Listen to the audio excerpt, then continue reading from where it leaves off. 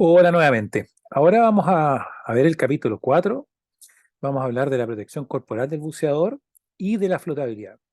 Dos conceptos que son fundamentales para poder bucear, como digo yo, un buceo responsable, entretenido, que finalmente se va a transformar en un buceo seguro.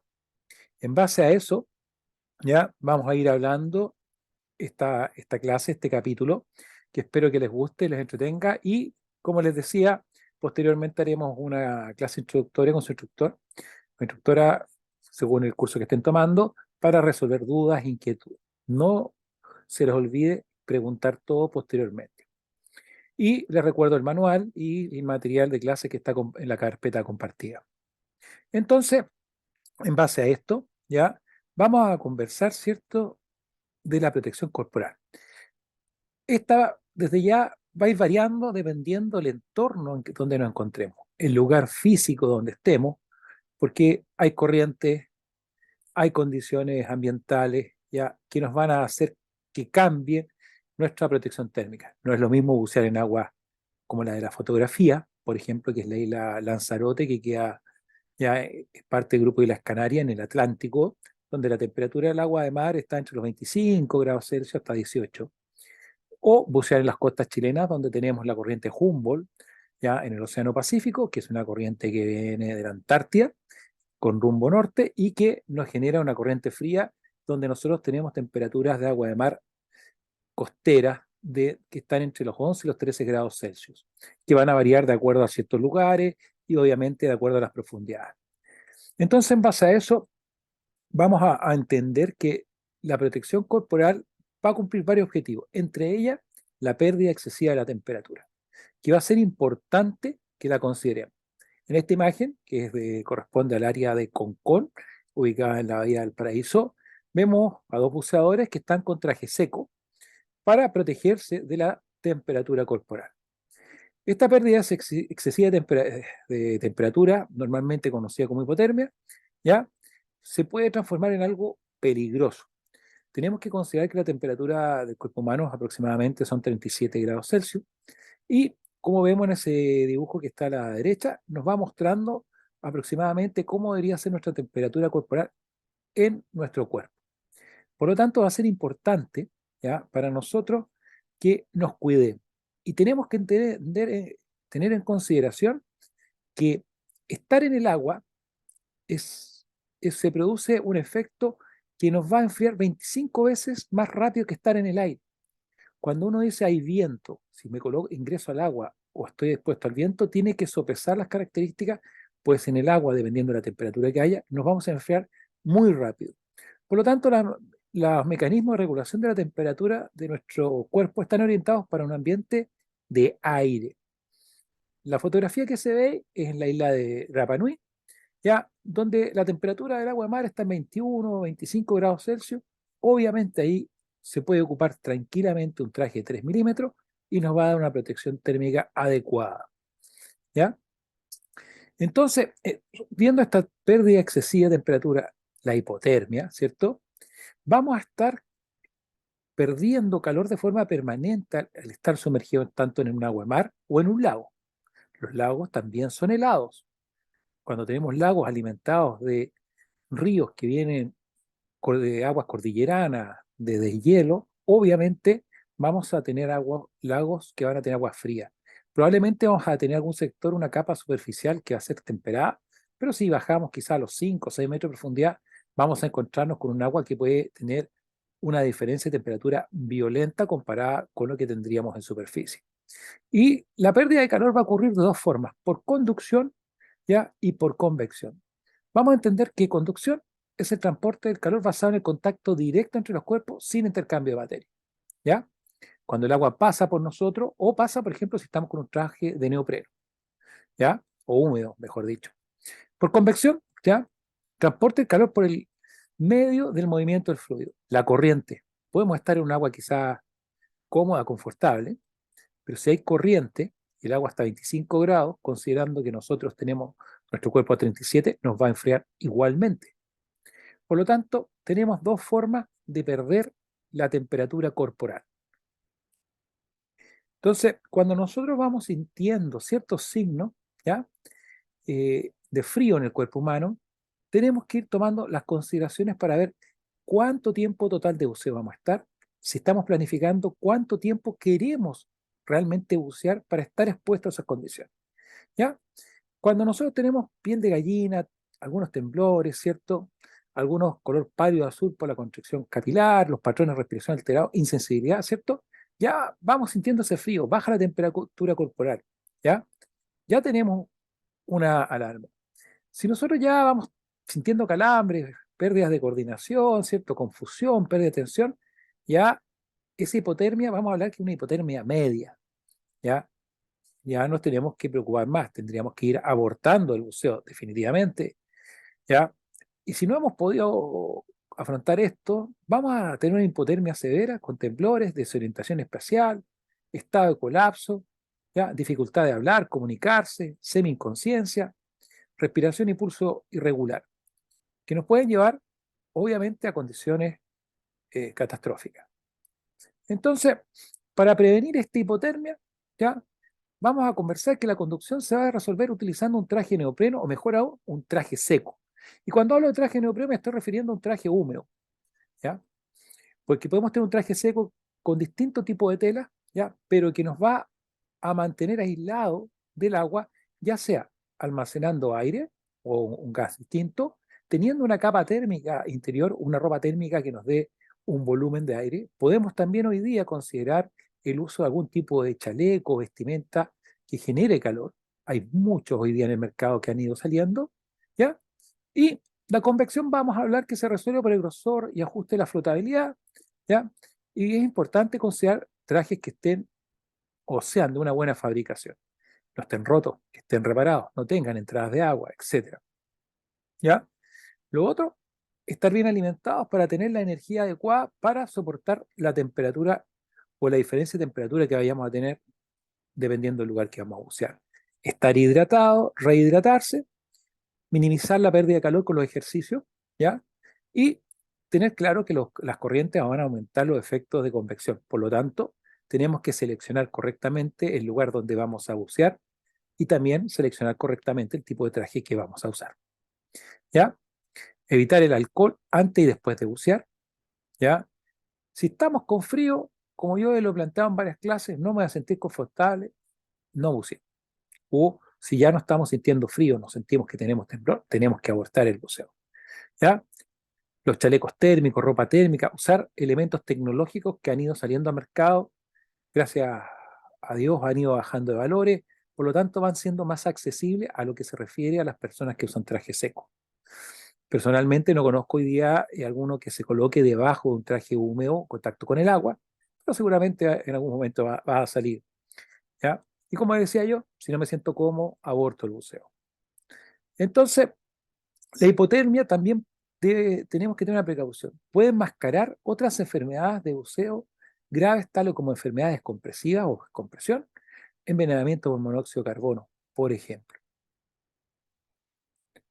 En base a eso, ya hablamos de los trajes de buceo. Esta fotografía también corresponde a la isla de Lanzarote, ya, y en Playa Blanca, el que está en la fotografía soy yo, ya, cuando algo me queda de pelo, y estoy ahí con un traje seco. A pesar que la temperatura del agua de mar es de 25 grados Celsius, los buceos que yo efectuaba en ese momento eran muy largos. Y quizás un buceo corto con un traje húmedo de 3, 5 milímetros era suficiente, ¿ya? Pero para buceos largos uno sentía esa pérdida de calor. Por lo tanto, teníamos que escoger correctamente un traje. Y en este caso, la mejor configuración es un traje seco, ¿ya? Entonces, los trajes de buceo, vamos a hablar que van a buscar reducir al mínimo la pérdida de calor, ¿cierto? Por conducción. La protección contra el sol, protección contra picaduras, cortes, abrasiones y contusiones, ¿ya? Y nos van a proporcionar también algo que es importante, flotabilidad positiva. Si estuviéramos sin nada, sin ninguna cosa del equipo y estamos con el traje en el agua, nos va a permitir flotar, ¿ya?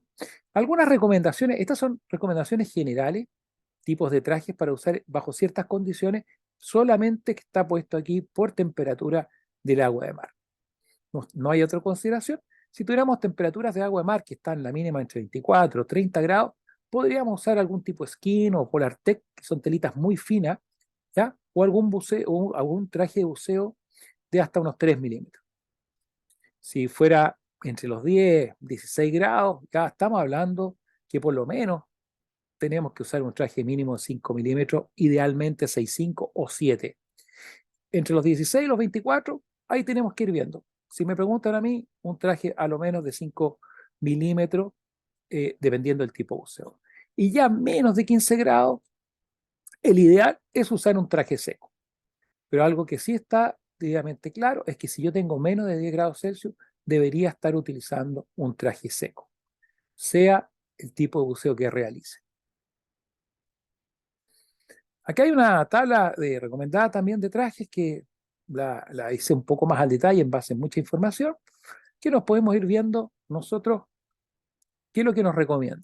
Obviamente, la tolerancia al frío, la capacidad de soportar frío va a variar de persona a persona y pueden haber diferencias. Puede que alguien sienta más frío con una temperatura alta, ¿ya? O al revés. Cada uno va a tener que ir conociéndose, pero lo importante es que una persona al bucear nunca bucee si tiene frío o termine el buceo cuando ya ve que el frío se transforma en algo no confortable, ¿ya? Considerar las corrientes. Yo en términos generales aquí yo les puse, si nosotros vamos a tener corrientes mayores a 0,6 nudos, que son aproximadamente 1 kilómetro por hora, la pérdida o la sensación de calor va a cambiar, ¿ya? Si vamos a hacer buceo con descompresión, la verdad es que si me preguntan a mí, sea donde estemos, recomiendo principalmente usar un traje seco. Sería mi recomendación primordial. Las características de los trajes secos, vamos a ver que hay trajes secos que son de doble capa, conceptualmente el traje seco que nos aísla del agua, y adentro vamos a usar ropa térmica interior.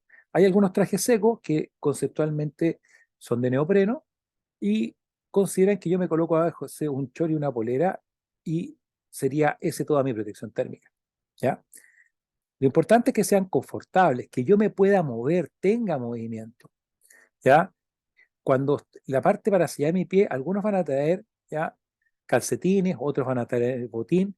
Ahí van a tener que ustedes decir qué les conviene. Es muy bueno que le pregunten a sus instructores, a la gente que tengan en el lugar, para ver qué les va a convenir de acuerdo al tipo de buceo y de acuerdo también a lo que ustedes quieren realizar o acceder.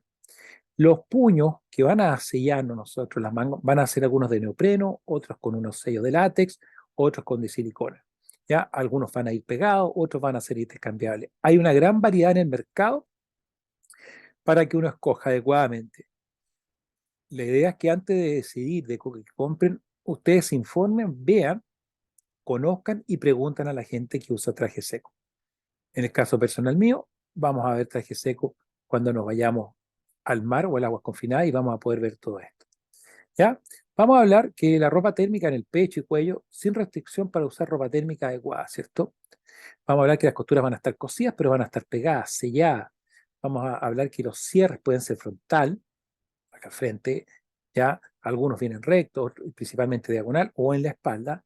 Hoy día en el mercado ya no solamente en metálicos, sino que entraron fuerte unos de plástico, donde las grandes diferencias realmente están que el cierre metálico requiere un cuidado intenso referente a no doblarse o no quebrarse, se rompe, ¿ya? Tienen una gran tolerancia, ¿cierto?, a cierta tracción, pero son fáciles de quebrar.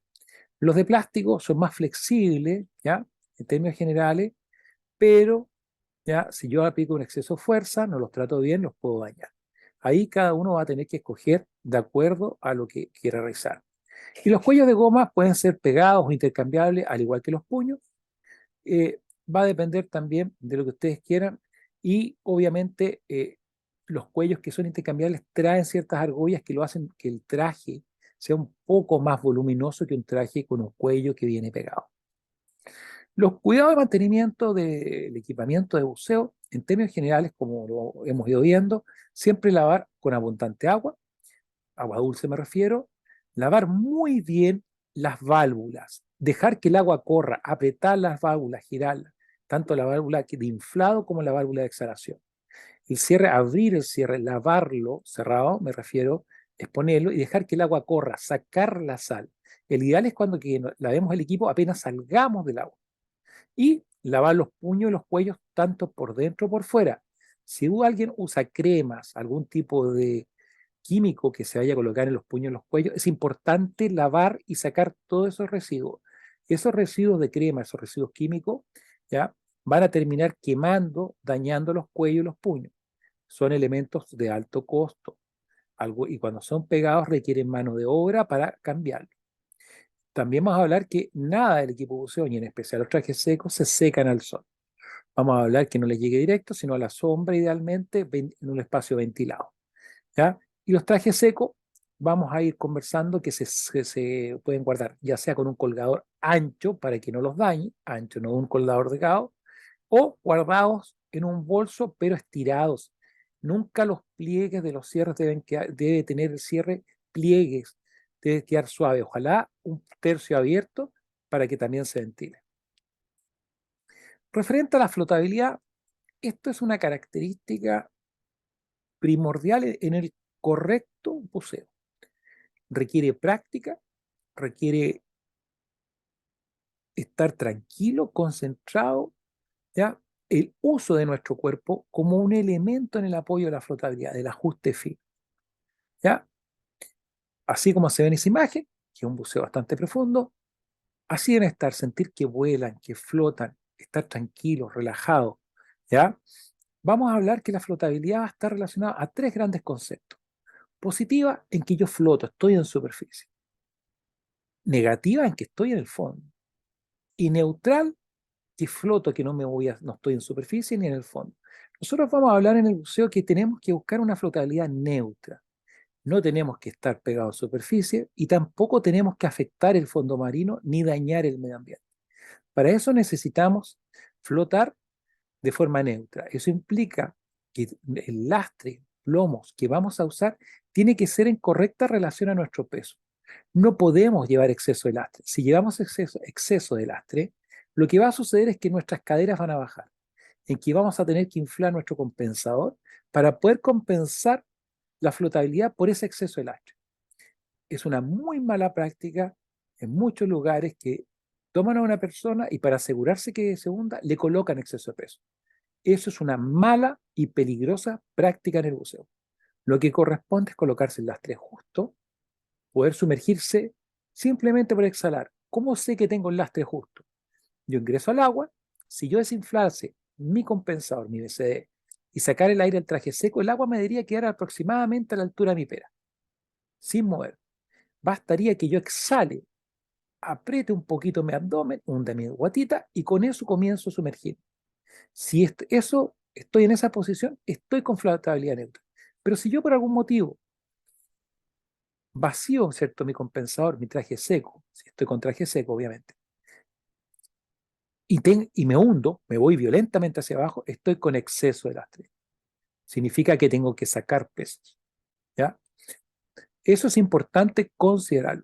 En términos generales, en las aguas de las costas chilenas, considerando a veces un traje de 7 milímetros, considerando un traje seco en términos generales, yo le digo a los hombres que necesitan aproximadamente un 10% ya de lastre comparativamente con su masa corporal y a las mujeres un 15% de acuerdo a su peso corporal. A eso, ya, yo le agrego aproximadamente 1 kilo más si es que la persona va con un traje húmedo, ya sea hombre o mujer, por el efecto de que el cilindro al vaciarse genera una bollantez positiva. Si la persona va con un traje seco, normalmente yo le agrego 1 o 2 kilos más, ya sea hombre o mujer, en base a lo que anteriormente yo les dije.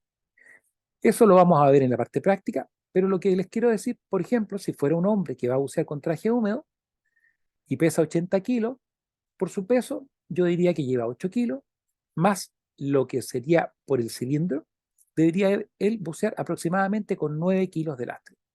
Si llevásemos, por ejemplo, una mujer que va a bucear con traje seco y pesase aproximadamente 60 kilos, nosotros diríamos que ella debería estar aproximadamente llevando un 15% de su masa corporal, 7 kilos, más 1 kilo por el cilindro, que serían 8, y 1 a 2 kilos por el traje seco. O sea, estaríamos hablando que estaría buceando entre 9 y 10 kilos ella con su cilindro, su equipo de buceo, más un traje seco. Esas son referencias que tenemos que utilizar y para comprender qué es lo que necesitamos. Obviamente, en el agua hacemos el ajuste fino porque cada persona va a cambiar de acuerdo a su masa muscular o cantidad de grasa y volumen. ¿Ya? Entonces, como le decíamos, principio de Arquímedes, ¿cierto? Que nos va a generar un empuje para flotar, de acuerdo a nuestro volumen, nos permite flotar. Si nosotros vamos, ¿cierto? Disminuyendo ese volumen, no hay una relación de nuestro volumen con el peso que tenemos, negativo, nos vamos al fondo, y aquí es donde nosotros vamos a buscar. Entonces, cuando nos vamos sumergiendo, yo siempre digo el resto, el ajuste fino se hace con nuestro abdomen, con nuestra guatita. Si sacamos la guatita, aumenta el volumen proporcionalmente a nuestro cuerpo, genera un empuje para ascender. Si exhalamos y apretamos nuestra guatita, disminuye el volumen y nos vamos hacia abajo. Eso es lo que tenemos que buscar, ¿ya? Para poder desplazarnos. Nuestras manos las usamos para contrapesar nuestro peso, mientras más adelante hacemos que baje un poco la cabeza, mientras más atrás se levanta la cabeza. Entonces, y nuestras manos, ojo, acordarse que son solo para contrapesos, tomar una máquina de fotografías, pueden ir en el pecho, pueden ir al lado, al frente, relajadas, pero no son para desplazarnos. Nosotros nos desplazamos con los movimientos de nuestros pies que van a mover finalmente las aletas. Entonces, vamos entendiendo una concepción. Ahora bien, cuando buceamos en agua salada, el mar o en un lago, tenemos una pequeña diferencia de densidad.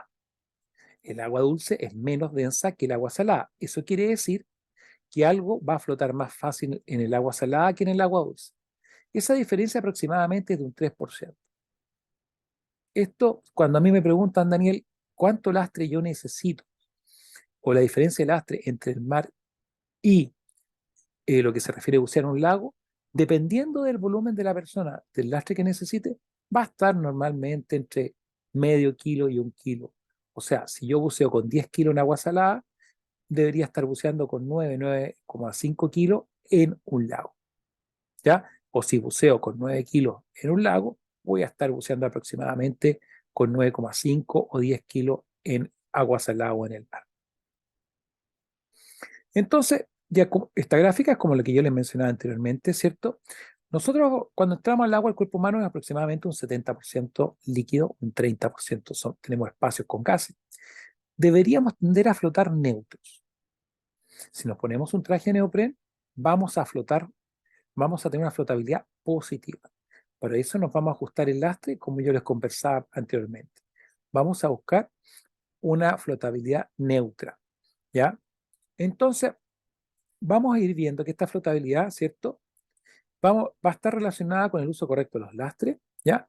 Y estos lastres los podemos distribuir por el equipo. Hay compensadores que tienen bolsillos en distintas partes para que todo el lastre no vaya solamente en la cadera, vaya distribuido, ¿ya? También vamos a hablar que el lastre, el cinturón de lastre tiene que ir correctamente distribuido, homogéneo. Si van todos los pesos en un lado, nos vamos a ir tumbando, ¿ya? Y obviamente cuando buceamos con traje seco, el traje seco puede ser un buen apoyo en la flotabilidad, pero tenemos que pensar que el traje seco no es un compensador, nos va a servir, pero no está pensado ni no está diseñado como un compensador, ¿ya? Aquí vemos un buceador, está en una posición neutra, ¿ya? Flotando y con la posición de las patadas tipo rana, ¿ya? Que es la que más recomendable uno podría decirle a los buceadores. Aunque, como yo digo, tira el agua hacia atrás, un poquito hacia arriba, pero no estamos levantando sedimento del fondo marino, lo que hace que el buceo sea más confortable, no dañamos el medio ambiente. Si alguien quiere filmar, si alguien quiere tomar fotografía, no le arruinamos su panorama, ni tampoco para nosotros.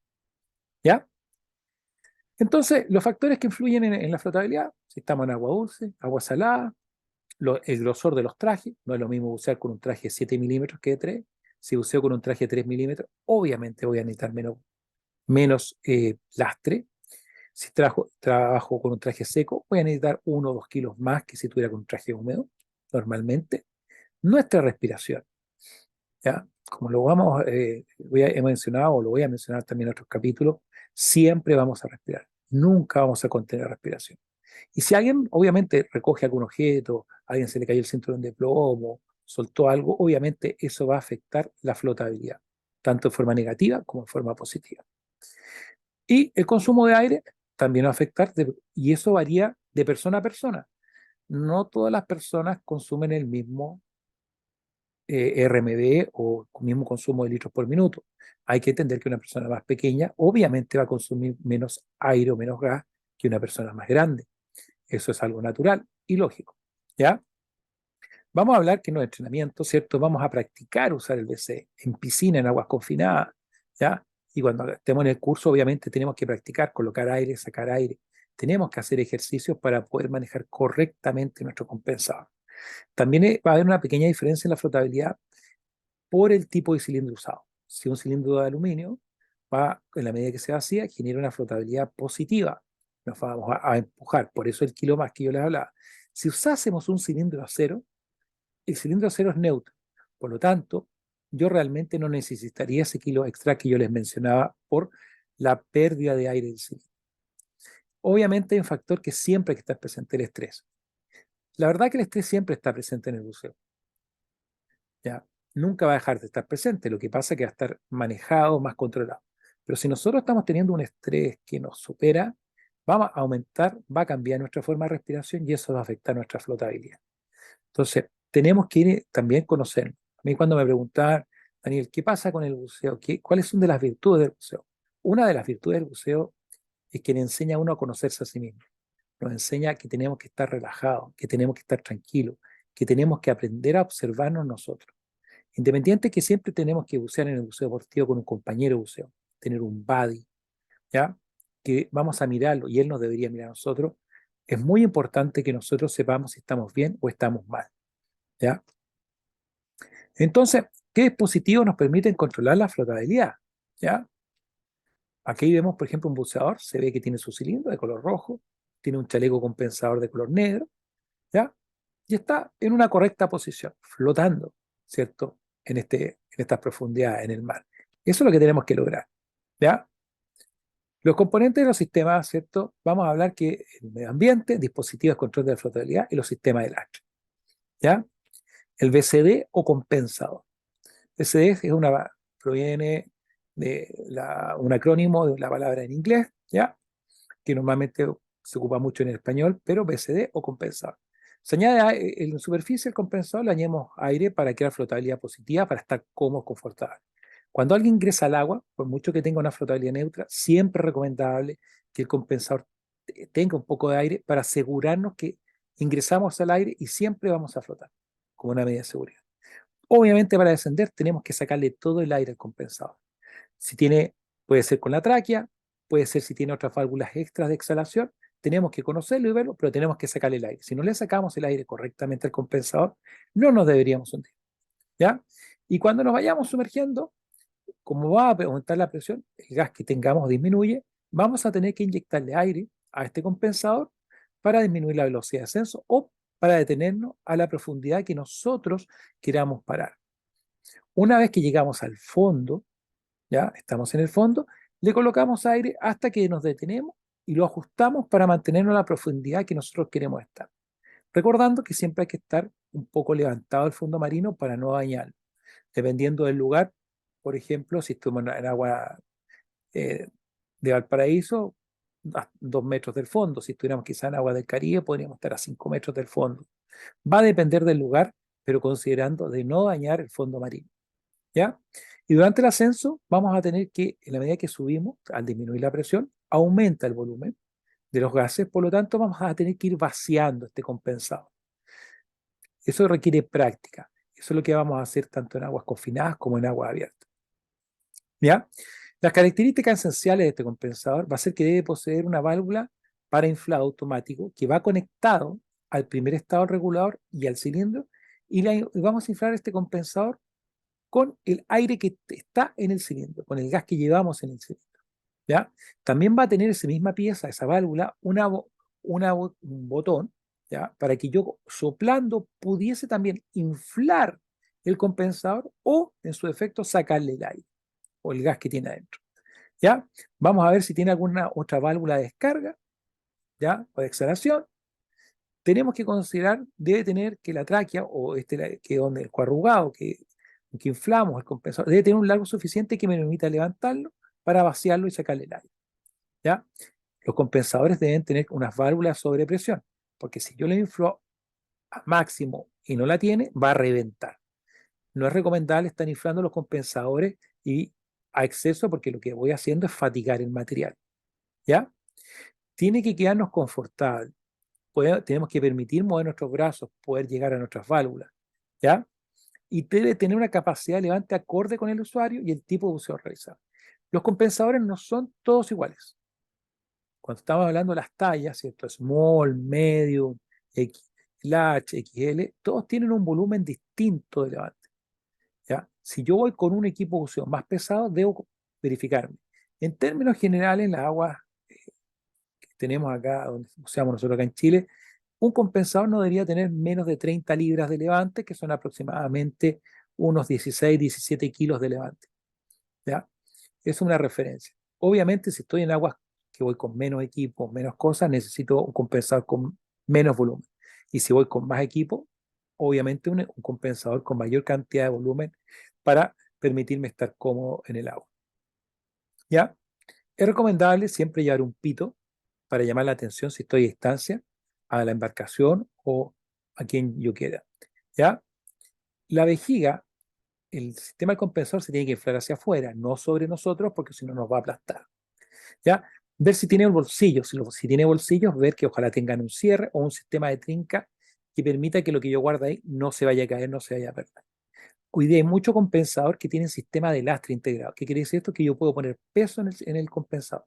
Lo que hay que considerar, eso sí, que ese compensador más el cilindro, si transporto todo junto, se vuelve pesado. Si voy a salir de una embarcación, tengo que pensar que el cilindro pesa aproximadamente 15 kilos. Si llevo 10 kilos de lastre, voy a andar con 30 kilos. Si voy a subir por una escala, puede ser que no me cueste sacarlo. Entonces, ¿cuáles son los procedimientos normalmente? Que si antes de subir, saco este sistema integrado y voy pasando los lastres hacia arriba, como lo haría otro compañero probablemente que ya con el cinturón de plomo y lo va a pasar. Todo depende de la embarcación y los métodos para entrar y salir del agua. ¿Ya? Si va a tener anilla y ustedes pueden escoger, intenten escoger compensadores que tengan anillas metálicas, la anilla en D, para enganchar su equipo. ¿Ya? Los mantenimientos, lo mismo, todo el equipo de buceo, mantenimiento anual, lavar por todos lados con abundante agua, las válvulas, moverlas, lavarlas. No es necesario que las desarmen, pero sí que las abran, las cierran un poco y que corra el agua. Si que hay adentro agua en la vejiga, dentro de agua de mar, sacársela, ¿ya? Y cada cierto tiempo colocarle agua por dentro, sin desarmarlo, moverlo y sacarle el agua con el coarrugado, con alguna válvula que la abren, ¿ya? Verificar que estén las válvulas, funcionen, trabajen, no dejarlo a luz directa y siempre guardarlo en un lugar fresco y seco, ¿ya? Y donde no el material se someta a altas temperaturas, ¿ya? Lo que es el sistema de lastre de peso, ¿ya? Es lo que mencionaba. Vamos a hablar al tiro. Muy mala práctica sobre lastrar bus. Ustedes no pueden ir sobre lastrado. Tienen que usar el lastre justo. Tienen que llevar lo que realmente necesitan. Eso lo vamos a ir viendo con cada uno de ustedes, ¿ya? En las actividades de aguas confinadas y después en agua abierta. Es una buena práctica usar el lastre justo, ¿ya? Para poder bucear de forma correcta. Características esenciales de un cinturón de lastre es que tenga una hebilla que yo la tire, idealmente con la mano derecha hacia mi derecha, se abra. La hebilla queda por el lado izquierdo, por norma, y yo la tiro. Si el cinturón de lastre es largo, no hagan un nudo, lo dejan suelto. La idea es que yo suelte la hebilla ante una emergencia y caiga el cinturón. Si yo le hago un nudo y tiro la hebilla, ese cinturón no va a caer y puede ser aún peor. Puede bajar por las piernas y puede evitarnos nuestro correcto movimiento. Por lo tanto, una hebilla o un cinturón de lastre, ¿ya? Cuando se coloca y queda un chicote, queda un largo de cinturón, ese largo cinturón queda suelto. No importa el largo. No le hagan nunca un nudo, ¿ya? Los bolsillos de liberación de los compensadores, vamos a hablar nosotros, en términos generales, que tienen que tener algún sistema de liberación rápida equivalente ya a un, ¿cómo que se llama? A un cinturón de plomo, ¿ya?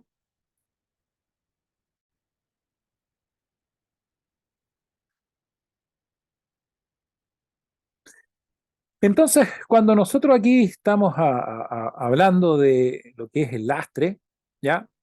Tenemos que ir considerando, ¿cierto?, de colocar siempre, por favor, el lastre justo, no sobrelastrarse, ¿ya?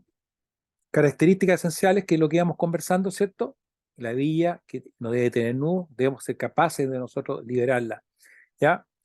Debemos coordinar con nuestro compañero de buceo cómo sacar nuestro cinturón de lastre, mirarlo, saberlo. Si alguien usase un cinturón de buceo distinto, tiene que decirle a la otra persona, pero tenemos que hablar que en el buceo deportivo siempre vamos a hablar de llevar cinturones de lastre con hebillas de escape rápido. Esa es la norma general en el buceo deportivo, ¿ya? Hablamos del método de descenso. En Andy se promueve un método que se usa tanto en el buceo técnico también, en la cual nosotros para descender nos chequeamos en nuestra embarcación, nos chequeamos en el muelle, perdón. Nos chequeamos después de nuestra embarcación, ingresamos al agua, estamos ok con nuestro compañero visualmente, ¿ya? Nos damos la seña, descendemos, ¿ya? Exhalamos, a los 2 metros nos detenemos, estamos en contacto visual, compensamos nuestro oído, verificamos nuestra flotabilidad, vemos que nuestro equipo funcione bien, vemos que nuestro compañero dé una vuelta que nos muestre si está todo bien, no hay filtración, hacemos la seña, yo giro, nos chequeamos mutuamente. Si hubiese una falla, esto es muy bueno porque basta con que yo me coloque en posición recta, un pequeño aleteo y estoy en superficie. Por lo tanto, hace que el buceo sea extremadamente seguro. Bajamos a los 5 metros, nos chequeamos rápidamente, compensamos, ¿ya? Y descendemos. Y al llegar a los 2 metros nos vemos si estamos ok y de ahí iniciamos nuestro buceo de forma segura. Con esto vamos a lograr nosotros estar tranquilos que cualquier problema mecánico, cualquier problema con nuestro equipo, lo podemos solucionar a una profundidad cercana a la superficie. Por lo tanto, el buceo se transforma en una actividad relajada. Tenemos que ir chequeando cada 5 minutos nuestro manómetro de presión para ver nuestro consumo de gas. Entonces, también tenemos un método, perdón, disculpen, de ascenso. Aquí vamos a hablar que cuando por el tiempo de fondo, por el consumo de gas, por lo que hayamos llegado a un mutuo acuerdo, vamos a dar la señal de ascenso, nos vamos a dirigir al punto, al lugar de encuentro, ¿cierto? Vamos a comenzar nosotros ya a ascender, ¿ya? Siempre hablando de flotabilidad neutra, ¿cierto? Vamos a tomar nuestro compensador con la mano izquierda, la tráquea del compensador para sacar el exceso de aire. Vamos a ver nuestra válvula de traje seco, abrirla, ¿ya? Y vamos a estar a un contacto visual y un contacto que nos podamos apoyar con nuestros compañeros. Todo esto depende de la visibilidad. Obviamente, si es un lugar con muy buena visibilidad, nos podemos poner más lejos, ¿ya? Y vamos a ir ascendiendo. Y vamos a hablar aquí de las paradas de seguridad, que lo que persiguen es que liberemos ese exceso de nitrógeno que hemos ido capturando, obteniendo en la medida que estamos buceando profundo y vamos respirando a mayores presiones absolutas. Entonces a los 9 metros vamos a detenernos por 1 minuto, ¿ya? Nos detenemos idealmente horizontal. Después de 1 minuto vamos a intentar demorarnos 1 minuto en llegar a los 6 metros, donde nos vamos a detener otros 2 minutos. Y cuando lleguemos a los 3 metros, terminamos 2 minutos, nos intentamos demorar ojalá 1 minuto en llegar a los 3 metros y nos detenemos 2 minutos más. Y de ahí nos vamos a superficie. Esto más o menos, ¿ya? Demora 8 minutos aproximadamente, entre 5 y 8 minutos. Este tiempo y esta parada, estas paradas de seguridad, este método de ascenso, nos va a dar o vislumbrar a nosotros tener un método de tener un buceo seguro con una bajísima o casi nula probabilidad de una enfermedad descompresiva. Esto lo recomiendo yo a todos los tipos de buceo, ¿ya? Y recordar que si tuviese una emergencia, la parada de seguridad, ¿ya? Es una parada de seguridad, la puedo obviar y me voy a superficie, siempre considerando mi velocidad de ascenso de 9 metros por minuto, ¿ya? No podemos ascender más rápido que eso. Si tuviésemos dudas, si nos pasamos el tiempo de fondo en una determinada profundidad y podemos entrar en descompresión, es obligatorio hacer una parada de seguridad. Acá hay otra gráfica que la representa para ir entendiendo de otra forma, ¿ya? Es importante que, como decía yo, el ascenso 9 metros por minuto. Y acá hay una ficha un poquito más bonita, se puede decir, ¿ya? De lo que nosotros vamos a ir haciendo, cumpliendo, ¿ya? Para poder descender de forma cómoda, tranquila, ¿ya? Siempre contacto visual con su compañero. Tenemos que entender que vamos a trabajar con un buddy, podemos ser 2, 3 personas, 4 quizás, pero tenemos que tener un contacto visual, ¿ya? Siempre tener un compañero de buceo, ¿ya? Lo mismo el ascender, ir viendo cómo hacer, detenernos, estamos ok, necesitamos apoyo. La idea de un compañero de buceo es que nos preste apoyo, o nosotros prestarle apoyo a él, ¿ya? ¿Qué pasaría si nos quedamos sin gas? Nosotros cuando hablamos en el buceo siempre hablamos de que guardamos 50 bares ante una emergencia. Pero si tuviéramos una falla catastrófica en nuestro equipo, ¿ya? Tenemos que considerar la toma de decisión. Siempre vamos a hablar de estar tranquilos, reventarnos, reaccionar, pensar. Si nosotros vamos a hacer cosas, tenemos que pensar, si yo un RBS, un sistema redundante de gas, yo me cambio a mi RBS, tengo un problema, perdí el gas, me cambio, le aviso a mi compañero y ascendemos tranquilamente a superficie. ¿Ya? Si, el, si tengo otra opción, si el compañero está cerca, ¿ya? Él tiene un revés y yo no tengo, yo se lo pido a mi compañero. O le presto gas a una persona que quizás no tenga y que se quedó sin gas. Ahora, si yo no tengo revés, no estoy con un compañero al lado, ¿ya? ¿Qué es lo que yo debería hacer? Ascender a superficie, exhalando, ¿ya? Ahora, si mi compañero, por ejemplo, me vuelvo al centro, no tiene un RBS, pero tiene un octopus, puedo ver que él me entrega el octopus, ya le hago una seña, que me quede sin gas, y él me pasa el octopus ya que tendrá en su equipo. Si tengo que ascender porque estoy solo, me quedé sin gas, haciendo ya tranquilamente, sé que suena un poco relajado, haciendo a 9 metros por minuto, exhalo, no me saco el regulador de la boca, lo sigo teniendo en la boca. Exhalo, ¿ya? Y me voy a superficie. El aire les va a alcanzar, porque en la medida que voy subiendo de forma constante, el volumen del aire se expande y nos va a satisfacer. Lo que no debe suceder a ustedes es que si se quedan sin aire bajo agua y no encuentran a sus compañeros, sigan permaneciendo bajo agua. Falló mi equipo, me quedo sin gas, giro en 360, miro si están mis compañeros, si no están mis compañeros, inicio el ascenso tranquilamente a superficie, ya, y voy exhalando en la medida que voy subiendo para sacar el exceso de aire. Y en la medida que voy subiendo van a darse cuenta que el cuerpo va a ir recibiendo aire. Esto es una medida extrema. No se practica, antiguamente se hacía, pero ya no se practica, pues la práctica nos puede ocasionar algún problema, ¿ya? O alguna enfermedad descompresiva, solo hecho de practicar. Pero hay que tenerla conceptualmente clara. El RS, ¿ya? Es, sin lugar a dudas, creo yo, la mejor medida, es tener un cilindro acostado, ¿ya? Que tenga un volumen que nos permita, de acuerdo al buceo que vamos a hacer, un volumen que nos permita llegar a superficie tranquilamente. Si el cilindro está a la izquierda, el cilindro está cargado, significa que está cargado y para ser usado. Si el cilindro lo dejamos a la derecha, significa que el cilindro ya lo usamos y está sin gas. Por ejemplo, si vamos en este caso el open water es hasta 18 metros, pero si buceásemos más allá de los 30 metros de profundidad, se recomienda un RBS que sea idealmente un S40 o de 5.7 litros. Si buceamos hasta los 20 metros, ya, ojalá 2 litros que tenga el cilindro. Ahí vamos viendo de acuerdo a lo que exista, a lo que haya, pero tenemos muchas opciones para poder tener un sistema redundante de gas. La verdad que cuando uno está en el agua no se siente el cilindro, es cómodo llevarlo, es práctico, es una buena medida de seguridad de personal. ¿Ya? Acá algunos ejemplos de los cilindros, de los volúmenes, ¿ya? Hay distintos tamaños, uno le coloca distintos sistemas para amarre, con clip, con snap, para amarrarlo en los compensadores, ¿ya? Pero con esto nosotros vamos a evitar realmente tener alguna enfermedad descompresiva. Y dentro de estas reglas que hablamos del buceo, la cuarta regla del buceo, ¿cierto? O que fomenta Andy, ¿ya? La práctica de procedimiento de emergencia es la clave a una respuesta correcta. Eso, sin lugar a dudas, es algo esencial. Hay un acronismo que hemos intentado llevarlo del inglés al español, pero en el fondo que nos va a decir actitud, entrenamiento, conocimiento, experiencia, equipamiento, que es lo que está en el dibujo. Tenemos que aprender, entender lo que hacemos para poder tomar buenas decisiones. Tenemos que tener un equipo en buen estado. Tenemos que tener actitud. Y esa actitud incluso va cuando uno dice, no están las condiciones para bucear, no tiene que decir, no buceo. Entrenar, mantener un entrenamiento. No puedo pasar un año sin bucear. Si soy un open water, idealmente bucear todos los meses. Si no puedo bucear todos los meses, no dejar más allá de 3 meses para efectuar un par de buceos. ¿Ya?